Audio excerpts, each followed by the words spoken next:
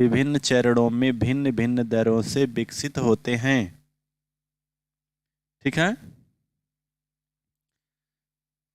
Option बताएं कि विकास एक आयामी होता है, विकास एक दिशी होता है, विकास एक असतत प्रक्रिया है, और विकास की दिशा अधोगामी एवं शीर्षगामी है। ठीक है, बताएं।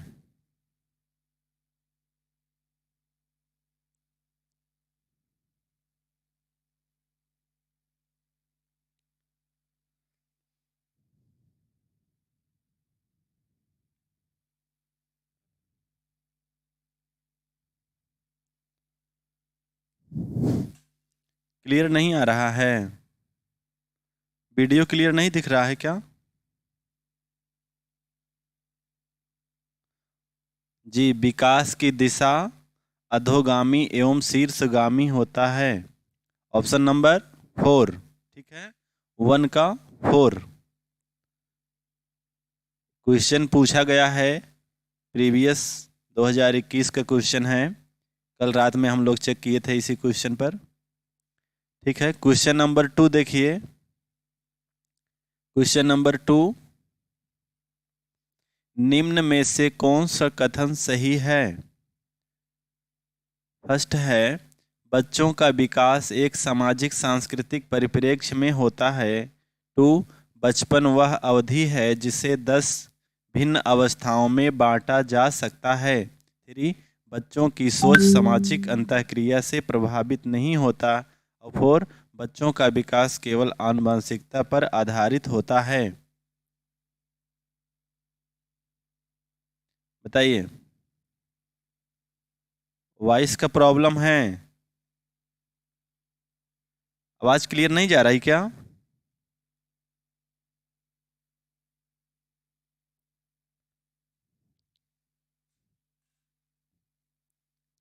आवाज क्लियर नहीं जा रहा है मेरा? अच्छा,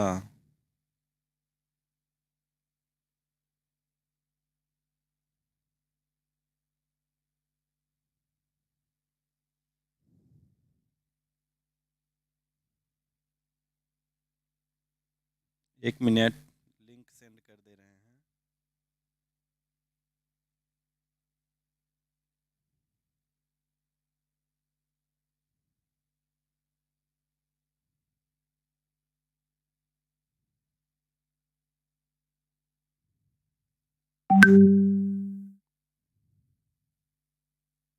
ठीक है,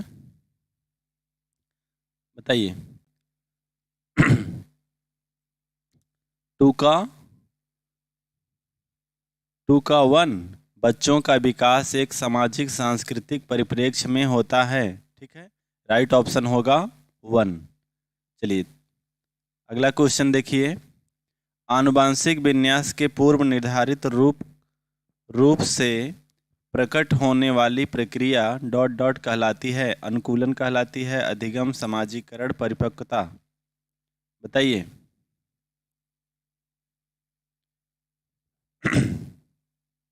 क्या होगा? अनुकूलन, अधिगम, समाजीकरण, परिपक्वता। ऑप्शन नंबर 3 का कमेंट कीजिए। ऑप्शन नंबर 3 का। ठीक है, 3 का हो जाएगा परिपक्वता, है ना? परिपक्वता जी, राइट ऑप्शन है।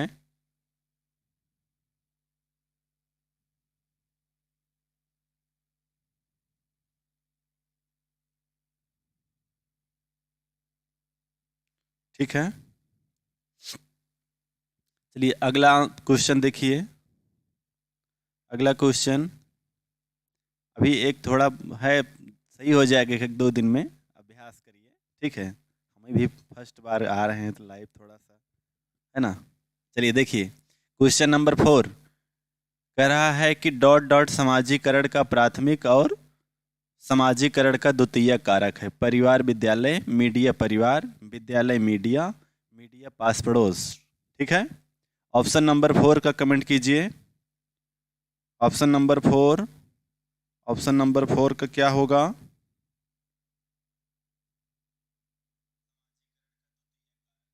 जी आवाज़ क्लियर है? ठीक है, चलिए बताएं क्या होगा। परिवार और विद्यालय, है ना? परिवार और विद्यालय। परिवार समाजीकरण का प्राथमिक और विद्यालय समाजीकरण का द्वितीयक कारक है। Option number first. ठीक है, ऑप्शन नंबर फर्स्ट। आगे देखिए कौन से क्वेश्चन है, कोहलबर्ग से है, बताएं। लॉरेंस कोहलबर्ग के अनुसार 7-8 वर्षीय बच्चों में नैतिक निर्णय लेने का आधार क्या है? फर्स्ट है सामाजिक व्यवस्था बनाए रखना, टू है सामाजिक अनुबंध बनाए रखना, और थ्री है दंड और आज्ञा पालन, और फोर है सार्वभौमिक नैतिक सिद्धांत। बताएं। ठीक है, क्या है? 5 का आंसर करें, 5 का।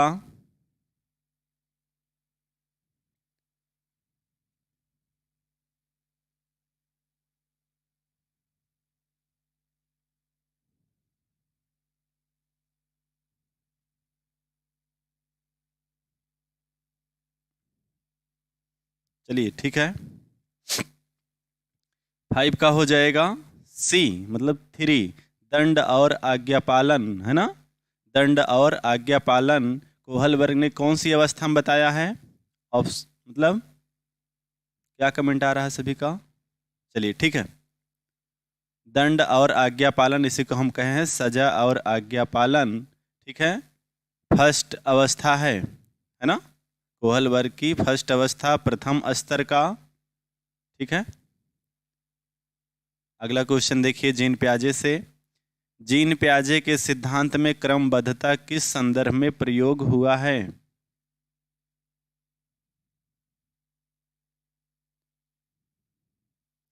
ठीक है, देखिए, वस्तुओं को किसी एक आयाम जैसे लंबाई पर आधारित क्रम देना। दूसरा कह रहा है दूसरों का परिप्रेक्ष्य लेने की क्षमता, और तीसरा चिंतन का वर्णनात्मक रूप जैसा कहानी कथन में होता है, और फोर कह रहा है स्थानों जैसे अपने विद्यालय का स्थान की मानचित्रण करने की क्षमता। चलिए कमेंट कीजिए सभी लोग। क्वेश्चन नंबर 6 का, क्वेश्चन नंबर 6 का 1, 6 का 1, वेरी गुड। क्वेश्चन क्लियर नहीं दिख रहा है?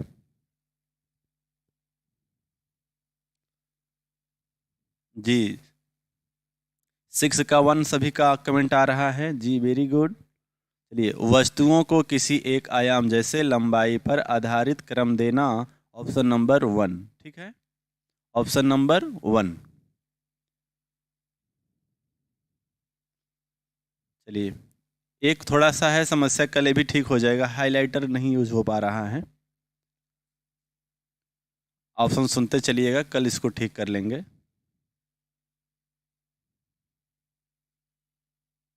चलिए देखिए,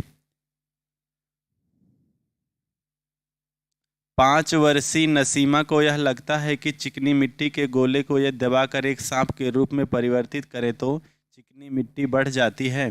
जीन प्याजे के अनुसार उसकी इस सोच के पीछे कौन सा तर्क है?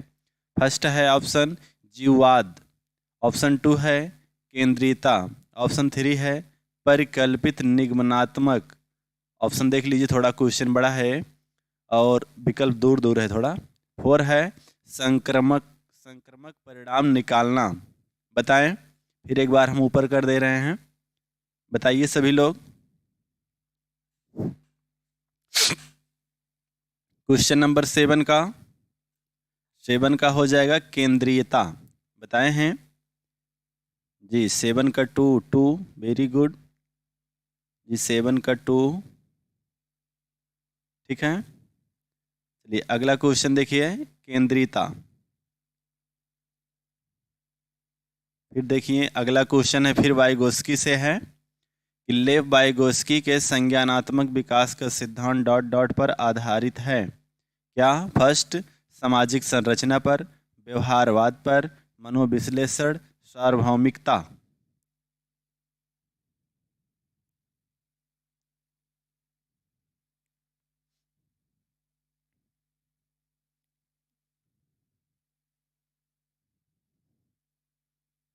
बताइए सभी लोग कि वाइगोस्की के संज्ञानात्मक विकास का सिद्धांत किस पर आधारित है? सामाजिक संरचना, व्यवहारवाद, मनोविश्लेषण, सार्वभौमिकता। क्या सभी का आ रहा है? 8 का 1 वेरी गुड, सभी का 1 आ रहा है। सामाजिक संरचना, ठीक है, राइट ऑप्शंस 1 सामाजिक संरचना, ठीक है। अगला क्वेश्चन देखिए, फिर वाइगोस्की से पूछा गया है। लेव वाइगोस्की ने बच्चों के स्वयं से संवाद करने की क्रिया के लिए किस शब्द का प्रयोग किया है? फर्स्ट है निजी संवाद, 2 है उच्च स्वर में वार्ता, और 3 है पाढ़, और 4 है स्वकेंद्रीवाद। स्वकेंद्रीवाद, बताएं। क्वेश्चन नंबर 9 का कमेंट कीजिए। क्वेश्चन नंबर 9, क्वेश्चन नंबर 9 का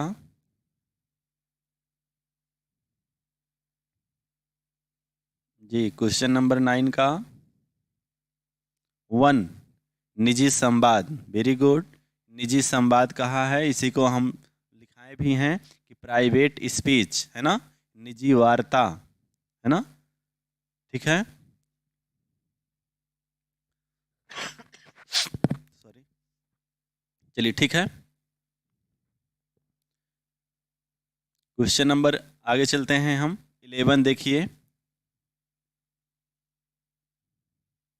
क्वेश्चन नंबर 11 होगा, 10 होगा, ये 10 है कि एक प्रगतिशील कक्षा की निम्न में से कौन सी विशेषता है? प्रगतिशील शिक्षा के बारे में है। फर्स्ट है ड्रिल और अभ्यास पर जोर देना, है ना, ड्रिल और अभ्यास पर जोर देना। ऑप्शन 2 का रहा है योग्यता आधारित अस्थायी अलगाव, और 3 सहयोगितापूर्ण अधिगम, 4 पुरस्कार और दंड का प्रयोग। सभी लोग कमेंट कीजिए, कमेंट करें सभी लोग। क्वेश्चन नंबर 10 का, क्वेश्चन नंबर 10 का प्रगतिशील शिक्षा के प्रबल समर्थक कौन हैं? कमेंट कीजिए। प्रगतिशील शिक्षा के प्रबल समर्थक, चलिए 10 का 3 सभी का 3 आ रहा है, सहयोगितापूर्ण अधिगम, ठीक है, वेरी गुड। एक प्रश्न और कि प्रगतिशील शिक्षा के प्रबल समर्थक कौन हैं? क्या नाम है मनोवैज्ञानिक का? मनोवैज्ञानिक का नाम बताएं।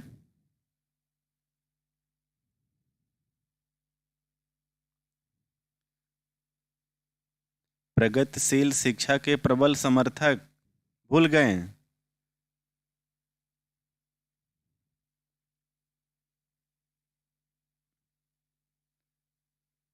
प्रगतिशील शिक्षा के प्रबल समर्थक John dB, very good, John dB. प्रगतिशील शिक्षा के प्रबल समर्थक जॉन डीबी हैं, ठीक है। आगे अगला क्वेश्चन देखें, क्वेश्चन नंबर 11।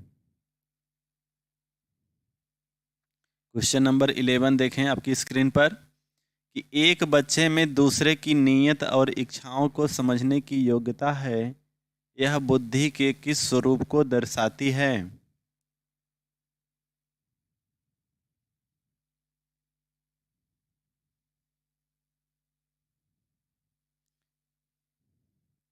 देखिए, स्थानिकीय संबंध बुद्धि, अंतरावैयक्तिक बुद्धि, अंतःवैयक्तिक बुद्धि, प्राकृतिक बुद्धि,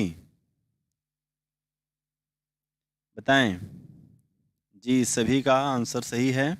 अगला क्वेश्चन का देखें, क्वेश्चन नंबर 11 का कमेंट कीजिए कि एक बच्चे में दूसरे की नीयत, मतलब दूसरे की भाव को समझना, दूसरे की इच्छा को समझने की जो योग्यता होती है, वो क्या नाम उसका है? गार्डनर ने क्या नाम दिया है? स्थानिकीय संबंध बुद्धि, अंतरावैयक्तिक बुद्धि, अंतःवैयक्तिक बुद्धि, और 4 का रहा प्राकृतिक बुद्धि, बताएं। 11 का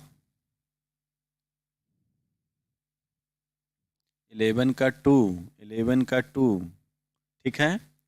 अंतरावैयक्तिक बुद्धि बताए हैं कि जो दूसरों के भावों को समझ पाए, उसमें अंतरावैयक्तिक बुद्धि होती है। और जो अपने भाव अपने विचार को दूसरों तक पहुंचाते हैं उनमें अंतः वैयक्तिक बुद्धि पाई जाती है। क्लियर है ना सभी को? ठीक है, इस प्रश्न का राइट आंसर 2 होगा।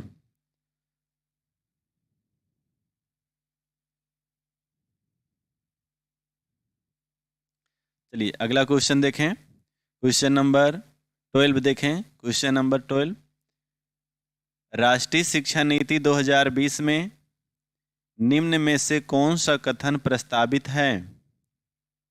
कौन सा कथन प्रस्तावित है? ऑप्शन फर्स्ट है अपनी मातृभाषाओं में शिक्षित होना शैक्षिक और प्रौद्योगिकी उन्नति में बाधक है। ऑप्शन 2, विद्यालय को बच्चों को अंग्रेजी भाषा की प्रथम भाषा के रूप में सीखने और बोलने के लिए प्रोत्साहित करना चाहिए। और 3, बाल विद्यार्थियों के लिए बहुभाषी होने के उच्च संज्ञानात्मक लाभ हैं। बताएं। ऑप्शन नंबर 4 करा है द्विभाषी उपागम विद्यार्थियों में उलझन पैदा करता है और सीखने में बाधा डालता है। बताएं। क्वेश्चन नंबर 12, क्वेश्चन नंबर 12 का राइट आंसर 12 का 3 सभी का 3 आ रहा है। 12 का 3, वेरी गुड। कि बाल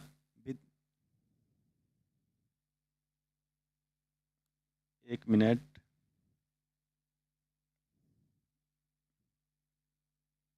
यूट्यूब पे क्लास हो रही है। ओके, एक मिनट।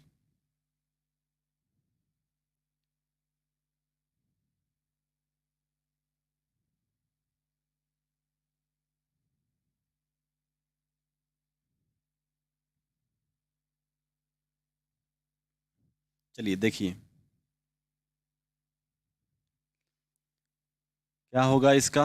12 का 3, आगे चलिए।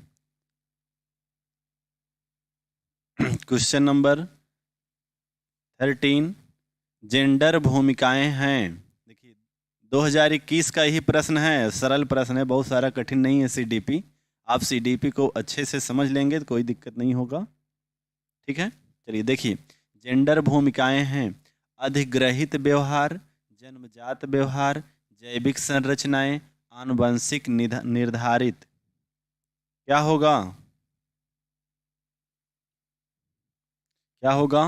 जेंडर भूमिकाएं, जेंडर के बारे में पढ़े हुए हैं कि अधिग्रहित व्यवहार है, कि जन्मजात व्यवहार है, कि जैविक संरचना है, कि आनुवंशिक निर्धारित है। 13 का 1 सभी का 1 एक तरफ से, सभी का 1 आ रहा है। Very good, very good. अधिग्रहित व्यवहार, अधिग्रहित मतलब कि ग्रहण किया गया है। जेंडर भूमिकाएं अधिग्रहित व्यवहार हैं। इसको किसने निर्माण किया है? समाज ने, है ना जी। ओके, अगला क्वेश्चन देखें। सतत एवं समग्र मूल्यांकन का प्राथमिक उद्देश्य है। सतत एवं समग्र मूल्यांकन का प्राथमिक उद्देश्य है क्या? कि छात्रों के प्रदर्शन की एक दूसरे से तुलना करना। 2, छात्रों की समझ को आंकना और पाठ्यक्रम तथा शिक्षा शास्त्र को इसके अनुसार रूपांतरित करना। और 3, छात्रों को उनके प्रदर्शन के अनुसार वर्गीकरण करना। और 4, छात्रों को किसी विषय में सफल और विफल घोषित करना। क्या होगा? क्वेश्चन नंबर 14 का राइट आंसर, क्वेश्चन नंबर 14 का राइट आंसर 2, सभी का 2 आ रहा है कि छात्रों की समझ को आंकना और पाठ्यक्रम तथा शिक्षा शास्त्र को इसके अनुसार रूपांतरित करना। Very good, option number 2 is the right answer, है ना। चलिए देखिए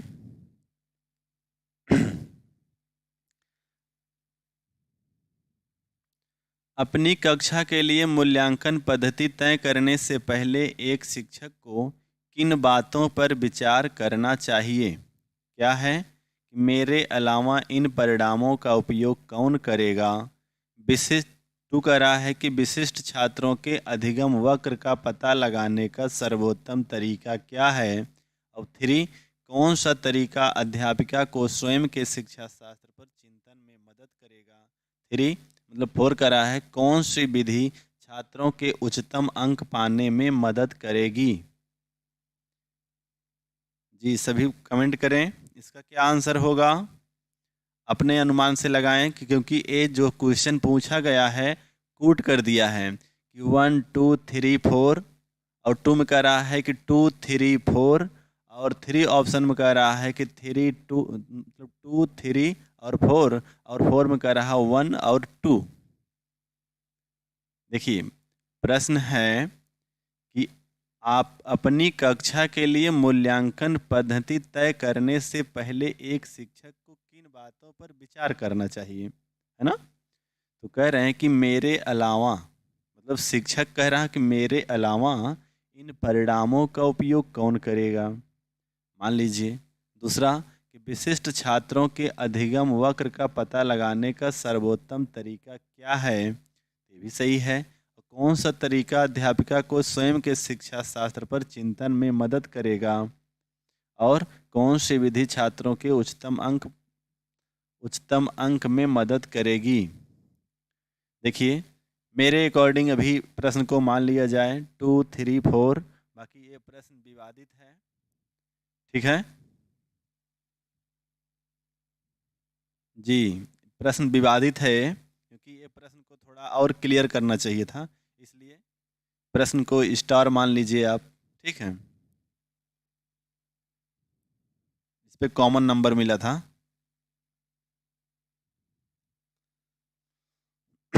अगला देखें क्वेश्चन नंबर 16, समावेशी शिक्षा से अभिप्राय है क्या आर्थिक रूप से कमजोर वर्ग मतलब ईडब्ल्यूएस का आरक्षण केवल सरकारी विद्यालयों में ही उपलब्ध करवाया जाए। तो कह रहा है कि दिव्यांग छात्रों को सिर्फ विशेष विद्यालयों में ही शिक्षा दी जाए। थ्री कह रहा है सरकारी विद्यालयों में केवल अंग्रेजी भाषा पढ़ाई जाए। और फोर योग्यताओं से परे होकर सभी बच्चों को गुणवत्तीय शिक्षा उपलब्ध करवाई जाए। बताएं राइट आंसर क्या होगा। क्वेश्चन नंबर 16 का 4 है ना, योग्यताओं से परे होकर सभी बच्चों को गुणवत्तीय शिक्षा उपलब्ध कराई जाए। समावेशी शिक्षा पढ़े हैं कि समावेशी शिक्षा वह शिक्षा है जिसमें सभी बालकों को, मतलब अधिगम अक्षम बालक विशिष्ट बालक जितने बालक हैं सभी बालकों को एक साथ एक विद्यालय एक ही कक्षा में शिक्षा देना समावेशी शिक्षा कहलाता है ना। तो योग्यताओं से परे होकर सभी बच्चों को गुणवत्तीय शिक्षा उपलब्ध कराई जाए। ऑप्शन नंबर 4, ठीक है, option number 4 is the right answer. चलिए क्वेश्चन नंबर 17 देखिए, कथन है, कथन ए, पढ़ाते समय एक शिक्षक को पाठ्य सामग्री को दर्शाने के विभिन्न तरीके अपनाने चाहिए। फर्स्ट कह रहे हैं कारण आर है कि शिक्षक को अधिगमकर्ताओं की विविध आवश्यकताओं हेतु अपने शिक्षा शास्त्र को उनके अनुकूल बनाना चाहिए। सही विकल्प का चयन करें, मतलब सही विकल्प चुनें। फर्स्ट का ऑप्शन है ए और आर, ठीक है, ए और आर दोनों सही है। और आर सही व्याख्या करता है किसकी, ए की। 2 ए और आर दोनों सही है लेकिन आर सही व्याख्या नहीं है ए की। 3 ए सही है लेकिन आर गलत है। 4 ए और आर दोनों गलत हैं। क्या होगा 16 का, 16 नहीं है। आई किसका कमेंट इतना बैक किस चल रहा है, ठीक है। क्वेश्चन नंबर 17 है, 17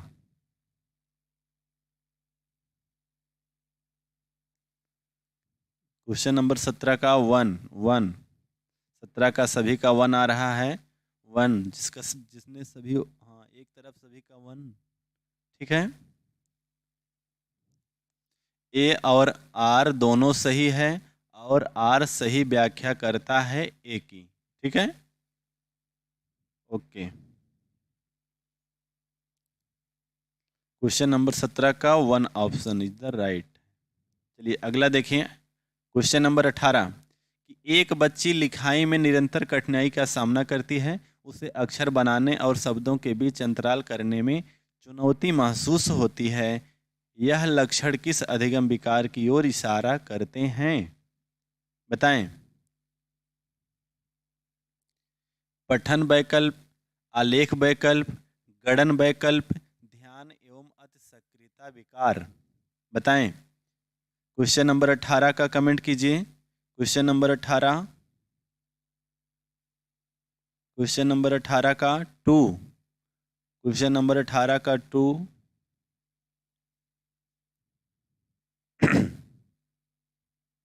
जी 18 का 2, आलेख वैकल्य, मतलब प्रश्न पूछा जा रहा है कि एक बच्ची लिखाई में निरंतर कठिनाई का सामना करती है, उसे अक्षर बनाने और शब्दों के बीच अंतराल करने में चुनौती महसूस होती है। यह लक्षण किस अधिगम की ओर इशारा करता है? तो आलेख वैकल्प, मतलब आलेख बनाने में उसको समस्या हो रही है। Option number is the 2 right answer. चलिए क्वेश्चन नंबर 19, क्वेश्चन नंबर 19 देखें सभी लोग। 19 जी राइट है, सभी का राइट है।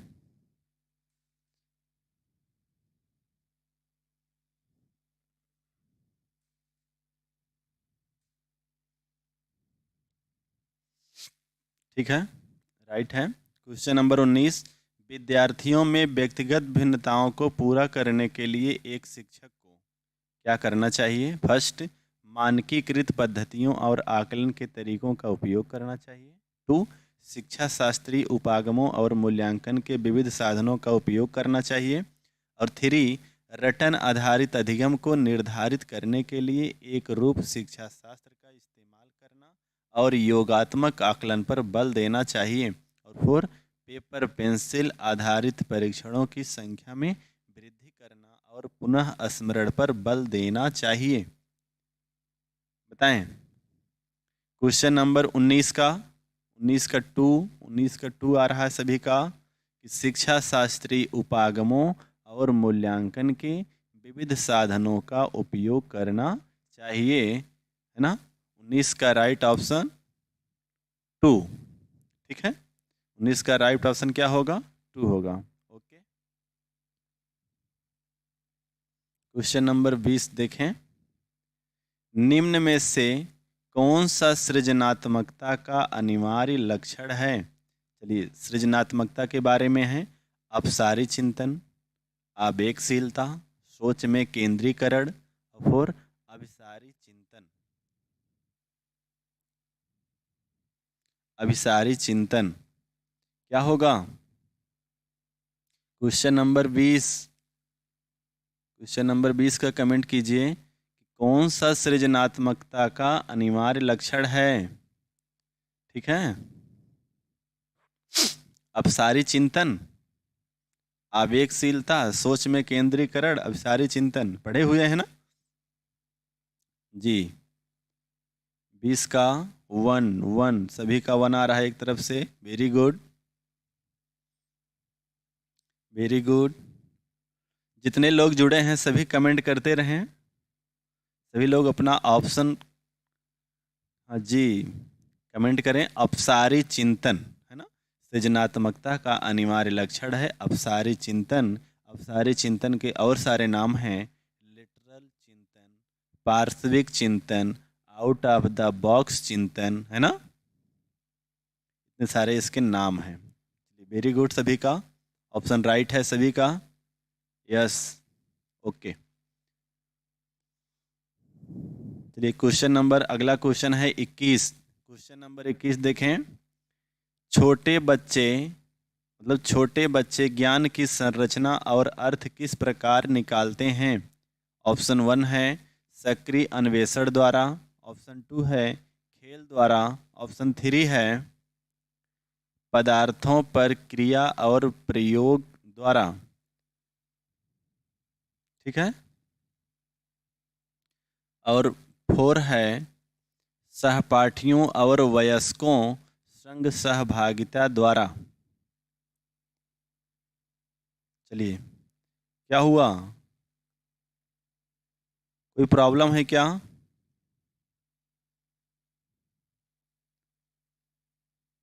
हेलो, कोई प्रॉब्लम आ रहा है क्या?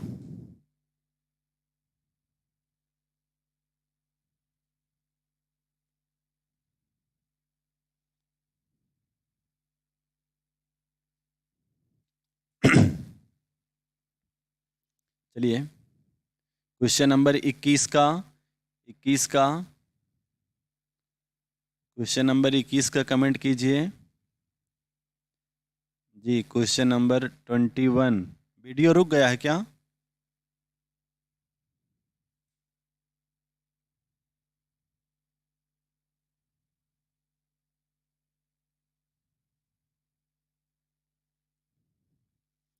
चलिए, कमेंट करते रहें सभी लोग।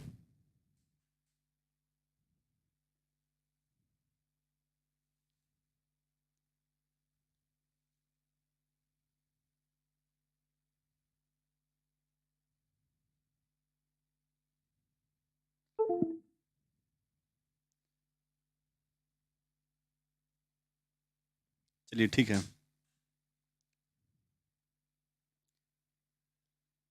चलिए, 21 का क्या बताएं सभी लोग? 21 का डी, 1 2 3 4 सभी ऑप्शन राइट है। कौन सा 4 का ऑप्शन नहीं दिख रहा है? देखिए, सहपाठियों और वयस्कों संग सहभागिता। और ऑप्शन देख लीजिए कि 1 2 3 4 सभी हैं। ठीक है, देख लीजिए, थोड़ा सा जूम करने पे दिख रहा है, बड़ा कर दिए हैं ज़्यादा स्क्रीन। चलिए, ठीक है। 21 का हो जाएगा 4, 1 2 3 4 सभी ऑप्शन जो है राइट है। सक्रिय अन्वेषण द्वारा, खेल द्वारा, पदार्थों पर क्रिया और प्रयोग द्वारा, सहपाठियों और वयस्कों संग सहभागिता द्वारा, सभी के द्वारा बच्चे ज्ञान की संरचना और अर्थ निकालते हैं। ठीक है। चलिए, अगला क्वेश्चन देखिए। अगला क्वेश्चन कहें भाई सब लोग। चलिए, एक अध्यापिका बच्चों को फ़ोन नंबर रटने के लिए फ़ोन नंबर के 10 अंकों को 3 से 4 अंकों के समूहों में बांटकर याद करना सुझाती है। अध्यापिका द्वारा सुझाई गई यह रणनीति, ठीक है, अध्यापिका द्वारा सुझाई गई यह रणनीति कहलाती है। ऑप्शन 1 है खंडीकरण, 2 है कूट लेखन, 3 है स्वागीकरण, 4 है अनुकूलन। क्या होगा? क्या होगा? 22 का 1 खंडीकरण है ना। 22 का 1 खंडीकरण को क्या कहा जाता है? अंग्रेजी भी देख लीजिए, अंग्रेजी में भी लिखा हुआ है, एग्जाम में ऐसे पूछा जाएगा। ठीक है, इनकोडिंग, एसिमिलेशन, एडाप्टेशन। चलिए, क्वेश्चन नंबर 22 का 1 खंडीकरण, ठीक है, राइट है। आगे देखिए, निम्न में से अधिगम की कौन सी दशा पर विद्यार्थियों में सबसे अधिक बल देना चाहिए? किस पर बल देना चाहिए? फर्स्ट है परिवेश से सहभागिता द्वारा कौशलों और ज्ञान का अर्जन। 2 करा है विषय वस्तु को रटना। और 3 दूसरों का निष्क्रिय अनुकरण। और 4 उद्दीपन अनुक्रिया संबंधों द्वारा व्यवहार का अनुबंधन। ठीक है जी, बताएं। 23 का 23 का कमेंट कीजिए। 23 का 1 परिवेश से सहभागिता द्वारा कौशलों और ज्ञान का अर्जन, है ना। पूछा गया है निम्न में से कौन सी दशा विद्यालयों में सबसे अधिक बल देना चाहिए। तो परिवेश से मतलब बालक अपने परिवेश के, अपने वातावरण से सहभागिता द्वारा कौशलों और ज्ञान का अर्जन करे। ठीक है। 23 का राइट ऑप्शन 1 हो जाएगा। ठीक है। चलिए अगला देखिए 24। देखिए 24।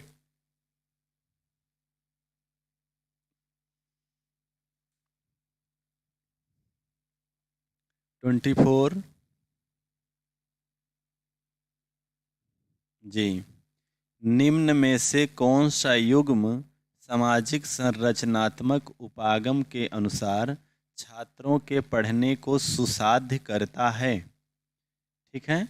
ऑप्शन 1 है सलमा विद्यार्थियों को नए शब्द सिखाने के लिए फ्लैश कार्ड का उपयोग करती है और उनके सही उत्तरों के लिए उन्हें टॉफी देकर पुरस्कृत करती है। 2 कह रहा है परामित विधि द्वारा परामित विविध प्रकार की पुस्तकें अपने विद्यार्थियों को पढ़ने के लिए देती है। जो विद्यार्थी एक पुस्तक पढ़ते हैं उन्हें नियमित रूप से पुस्तक पर परिचर्चा करने के लिए कहती है। 3 कह रहा है अरुंधति नए शब्दों का अर्थ समझने के लिए संदर्भ संबंधित संकेतों का इस्तेमाल पर बल देती है। और 4 रेखा अपने विद्यार्थियों को उन शब्दों को 5 बार लिखने के लिए देती है जो वह वर्तनी परीक्षा में गलत करते हैं। बताएं इसको कूट है फर्स्ट और 4 मतलब पहला और चौथा सही है। 2 में कह रहा है पहला और तीसरा सही है। और 3 में कह रहा है दूसरा और तीसरा सही है। और चौथे में कह रहा है कि पहला और दूसरा सही है। क्या होगा? क्या होगा?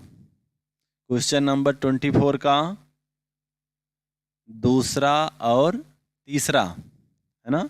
दूसरा देखिए परामित विविध प्रकार की पुस्तकें अपने विद्यार्थियों को पढ़ने के लिए देती है। जो विद्यार्थी एक विशिष्ट पुस्तक पढ़ते हैं उन्हें नियमित रूप से पुस्तक पर परिचर्चा करने के लिए कहती है।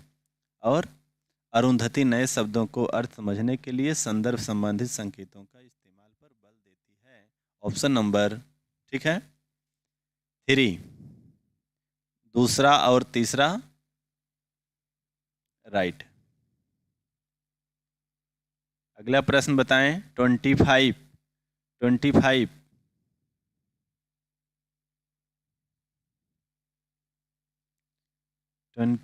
देखें एक शिक्षक होने के नाते 25 देखें एक शिक्षक होने के नाते आप अपने छात्रों में समस्या समाधान क्षमताओं को किस प्रकार सुसाध्य कर सकते हैं। फर्स्ट है अपने विद्यार्थियों में डर की भावना पैदा करके। 2 समस्याओं को हल हेतु अटल तरीके के इस्तेमाल को बढ़ावा देकर। और 3 समरूपों के इस्तेमाल को बढ़ावा देकर। और 4 निष्क्रिय रटन पद्धतियों के इस्तेमाल को बढ़ावा देकर। बताइए पॉजिटिव और निगेटिव शब्द को चयन कर लीजिए, क्लियर हो जाएगा। 25 का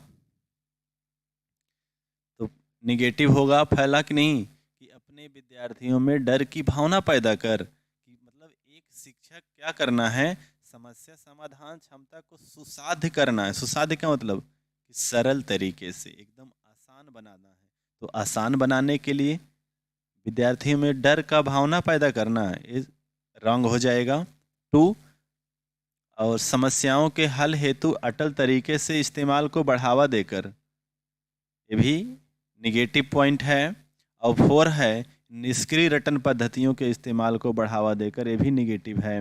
राइट आंसर हो जाएगा 3 समरूपों के इस्तेमाल को बढ़ावा देकर।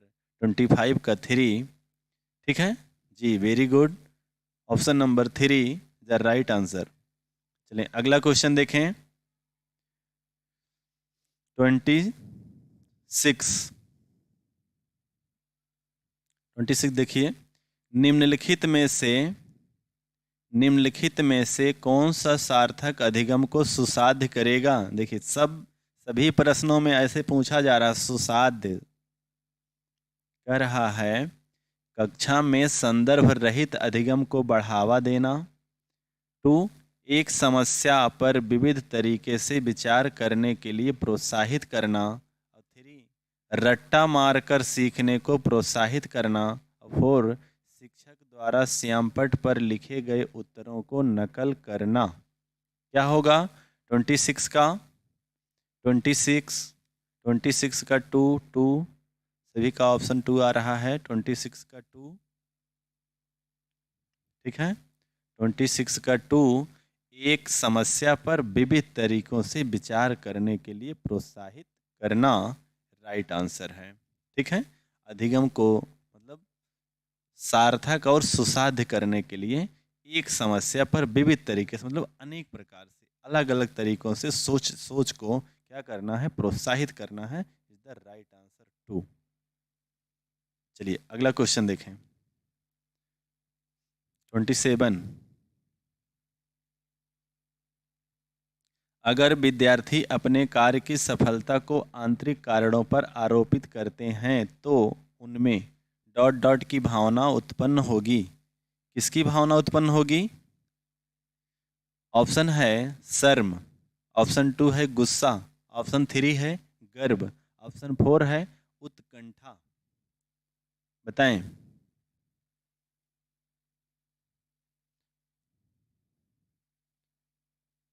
ऑप्शन बताएं। 27 का शर्म होगा, गुस्सा होगा, गर्व होगा, उत्कंठा होगा।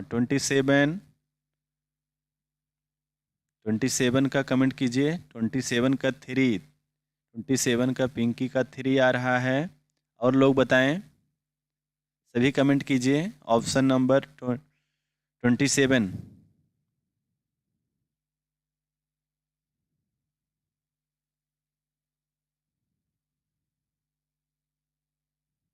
चलिए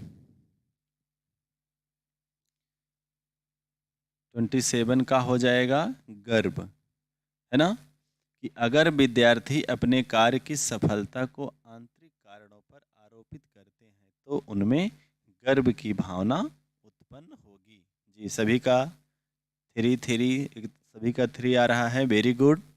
गर्व, है ना। अगर विद्यार्थी अपने कार्य की सफलता को आंतरिक कारणों पर आरोपित करते हैं तो उनमें गर्व की भावना उत्पन्न होगी। जी राइट, वेरी गुड।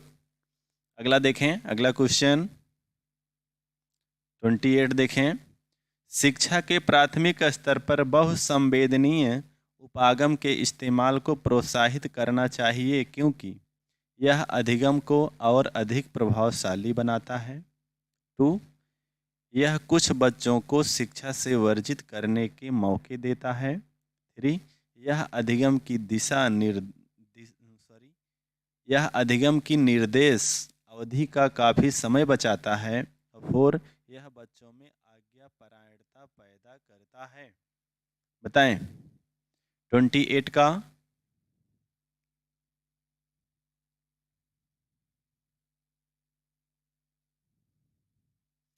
28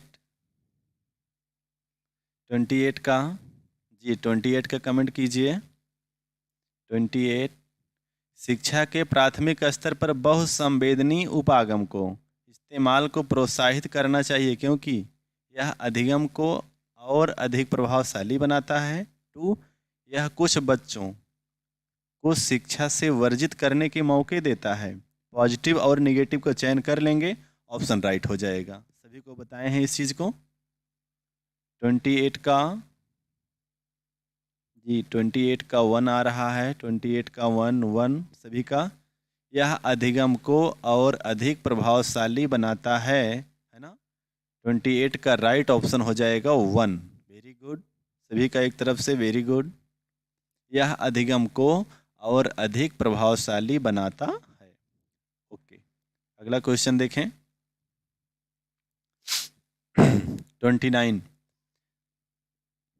29 देखें। बच्चे अक्सर विभिन्न संकल्पों के बारे में वैकल्पिक संकल्पनाएं और भ्रांतियां गठित कर लेते हैं। इस संदर्भ में निम्न में से कौन सा कथन सही नहीं है? सही नहीं है, देखिए पेपर में ऐसे एकदम सेम ऐसे नहीं है कि वो अंडरलाइन किया रहेगा, आप ध्यान दीजिए क्योंकि ये पूरा पेपर है।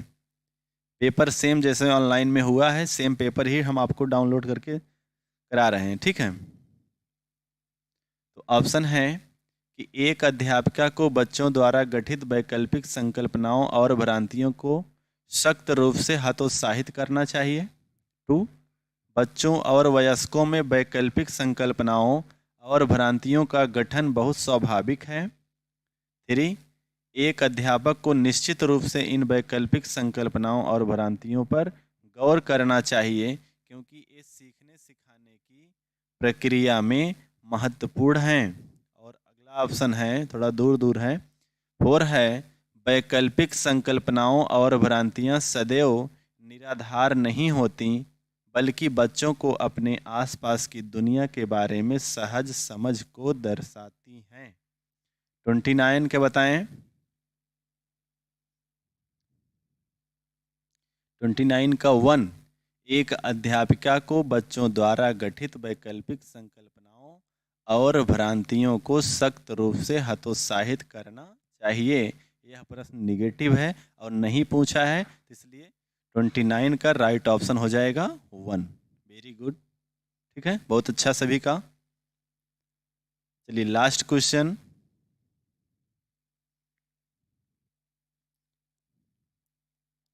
निम्न में से अधिगम का कौन सा परिप्रेक्ष्य यह कहता है कि ठोस प्रलोभनों और पुरस्कारों द्वारा विद्यार्थियों को सीखने के लिए प्रेरित किया जा सकता है? मानवतावादी, व्यवहारात्मक, संज्ञानात्मक, सामाजिक सांस्कृतिक? बताएं।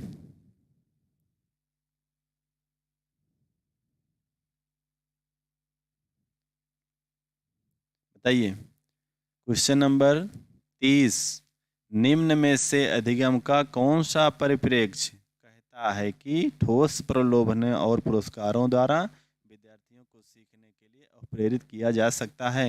मानवतावादी, व्यवहारात्मक, संज्ञानात्मक, सामाजिक सांस्कृतिक? 30 का 2 2 2 व्यवहारात्मक, ठीक है, व्यवहारात्मक मतलब व्यवहारवादी उपागम, है ना,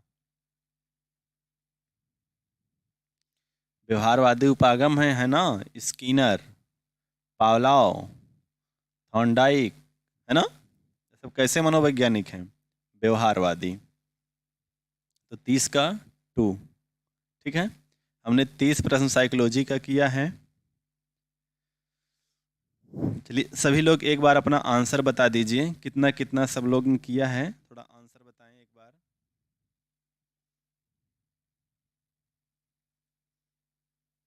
सभी लोग आंसर बताएं अपना, बोलिए कितना कितना आपने किया है।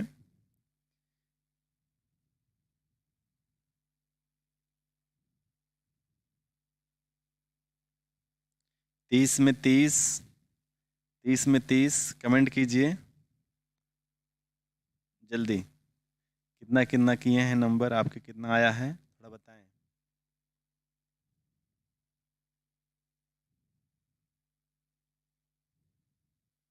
चलिए सभी बताइए। सोनम बताएं अपना मार्क्स, पिंकी, नूतन, कोमल, बताइए सभी लोग।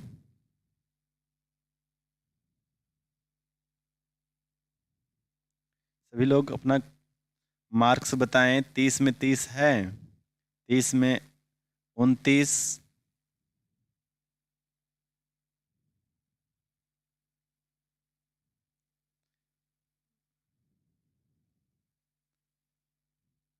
बताएं जल्दी।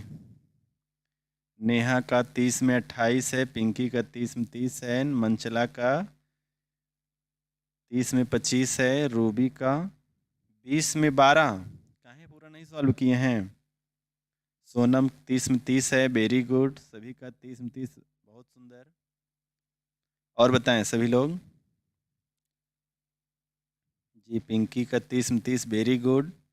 नूतन का, निभा का 30 में 28, वेरी गुड। नूतन का 30 में 26, वेरी गुड। रूबी का 30 में 28, वेरी गुड जी। और लोग बताएं, और लोग सभी लोग टेस्ट दिए हैं, आप सभी ने सॉल्व किया, अपना अपना मार्क्स बताएं।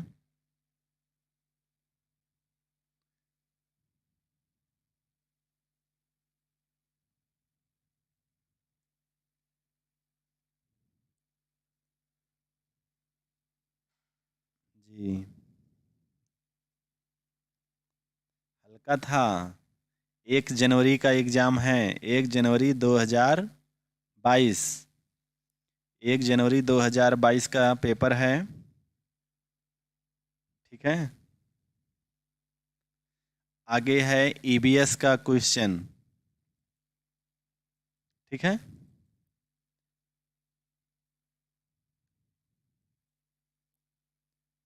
बताएं कैसा लगा क्लास सभी को। आज फर्स्ट क्लास हम लोग यूट्यूब पर आए हैं, थोड़ा सा कुछ त्रुटियां हैं, दूर हो जाएंगी धीरे धीरे।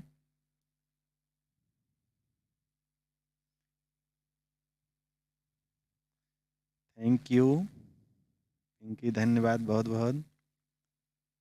जी हम लोग और पढ़ेंगे अभी, अभी 9 बज रहा है, अभी हम लोग साइकिल पढ़ेंगे ईवीएस, ठीक है। ऐसा क्वेश्चन पूछेगा तो पास हो जाएंगे जी अवश्य। भगवान से मेरी यही कामना है, सभी लोग पास हो जाएं, सभी का रिजल्ट आ जाए।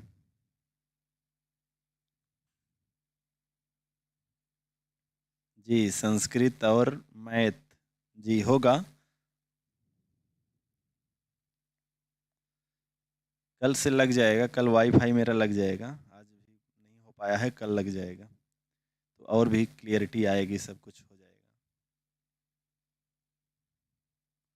चलिए आगे चलते हैं हम लोग। चलिए आगे ईवीएस हम लोग पढ़ते हैं, ठीक है। रेडी हैं सभी लोग, रेडी हैं?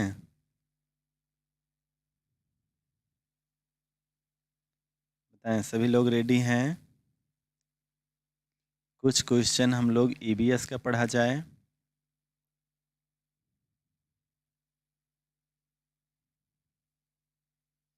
जी इतना हल्का क्वेश्चन पूछे जी, पूछेगा सब क्वेश्चन थोड़ी कठिन होगा भाई, हल्का ही आएगा। मैथ का है, मैथ वाला कल हम लोग पढ़ेंगे, इसके बाद पूरा मैथ सब 3-3 घंटे हम लोग सब पढ़ेंगे तो पूरा हो जाएगा।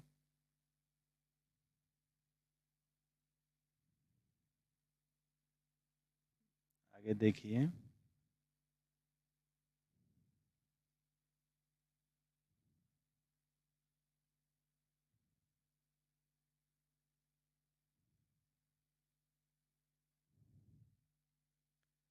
चलिए देखिए,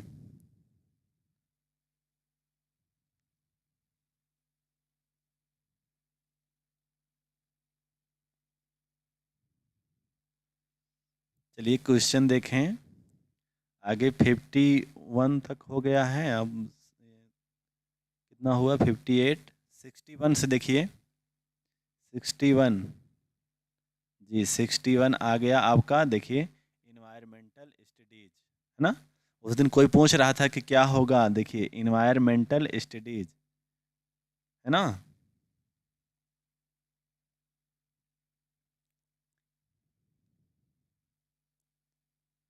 चलिए देखिए पहला क्वेश्चन ही मैथ से है, ईबीएस में दिख रहा है आपकी स्क्रीन पर।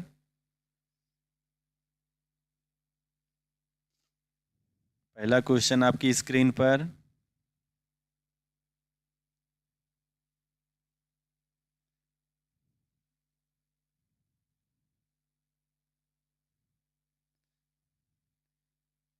ठीक है। लाइक कर दीजिए वीडियो को, फर्स्ट क्लास है भाई, आपके ऊपर है।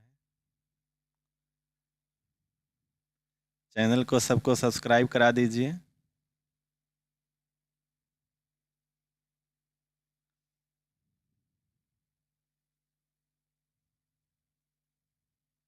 चलिए ठीक है, देखिए सभी लोग रेडी हो जाएं। 15 क्वेश्चन हम लोग शिक्षण का कर लेते हैं। 9 बज रहा है तो तक पूरा हो जाएगा। देखिए, त्रिवेंद्रम और गांधीधाम के बीच की दूरी 2268 किलोमीटर है। यदि रेलगाड़ी इस दूरी को 42 घंटे में तय कर लेती है तो इन दोनों शहरों के रेलवे स्टेशनों के बीच की रेलगाड़ी की औसत चाल मीटर प्रति सेकंड में थी। ऑप्शन दिख रहा है सभी को? दिख रहा है सभी को क्वेश्चन?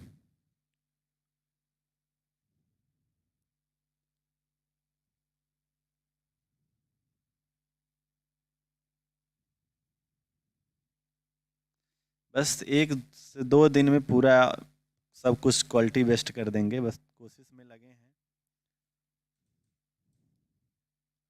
ठीक है, चलिए देखिए, पढ़िए।